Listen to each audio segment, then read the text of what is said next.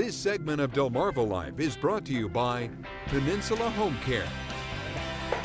Well, we have certainly been feeling the heat so far this summer. Who can forget those days with the triple-digit temperatures, not to mention the heat index? It's days like those where people have to be reminded of how the heat can cause health problems, especially for the elderly. So what do you need to know? Brian Spiros spoke with the folks from Peninsula Home Care and got some tips that you need to know. Take a look. When Mother Nature turns up the heat, it can be downright unbearable for some people, especially the elderly. Wanda Spence of Hebron says she has to be careful when temperatures start to soar. Because I have congestive heart failure, and if I get too hot, then it could affect my body more. How are you feeling today? Because I know it was really hot while I was at work today. Wanda is lucky. She lives with her daughter, Juanita. She keeps a close eye on Mom to make sure the heat doesn't impact her health. Unfortunately, if the children don't watch their parents, they're going to end up finding them in the hospitals. So how do you make sure that doesn't happen? For that, we enlisted the help of Peninsula Home Care. I think a lot of people don't think it's going to happen to them. Sandra Russ is a nurse with Peninsula Home Care and the director of the Seaford branch. Miss Wanda, I'm going to have you sit down so I can check your blood pressure, see how your heart's sounding and your lungs.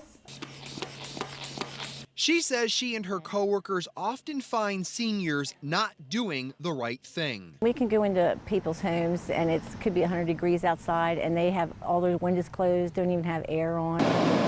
So here are some ways to stay cool. If you have air conditioning, make sure it's on. It's recommended setting your unit or thermostat to 78 degrees. This will keep you cool. Experts say for every degree under that, your utility bill will go up 3%. If you put it on 78, then it cools you off. And it stays that way until the room gets hot again. And then it comes back on again. To assume that they're turning on their air conditionings, that is a wrong assumption. Also, make sure your window unit is sealed properly so cool air can't escape. If you don't have air conditioning, it's important to keep air moving through your home. If they have any type of fan or open the windows, get some air moving. You just don't want to be sitting there closed up. If you have shades or curtains, keep them closed. This will prevent the sun's heat from getting in. If you have a ceiling fan, turn it on. A medium setting will help keep the cool air circulating properly. Finally, do what Wanda does throughout the day. I come in here and I sit and I watch TV or I do my puzzle books. Relaxing and taking it easy will also keep your body cool. And it goes without saying, drinking plenty of fluids throughout the day, especially water. Stay away from too much coffee or alcohol because, as you may know, it can cause dehydration.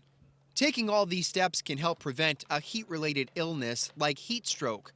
Common signs include a throbbing headache, lack of sweating, muscle weakness, or nausea and vomiting. The main thing would be the heat stroke, because a lot of people, like I said, if you're out cutting grass or you're outside and the temperature is really hot, and if your face is burning up and you're sweating, and you can get delirious. I mean, you can be not knowing what's going on. Heat stroke is considered a medical emergency and requires immediate treatment. Something else to watch for? Heat cramps. That's when you've lost a lot of fluids, like you've sweated a lot, you've been outside, you've been exercising, and you start getting cramps in your legs. That's an indication you're dehydrated, you need to get fluid. And if the cramps continue, you might have to go to the hospital because cramping usually means you're losing a lot of potassium. It's all an indication that the heat is nothing to mess with and should be taken seriously. Another quick tip for you if you're trying to stay cool and save some money on your utility bill, keep the garage door closed. Warmer air in the garage in the winter and a cooler garage in the summer will help you save energy.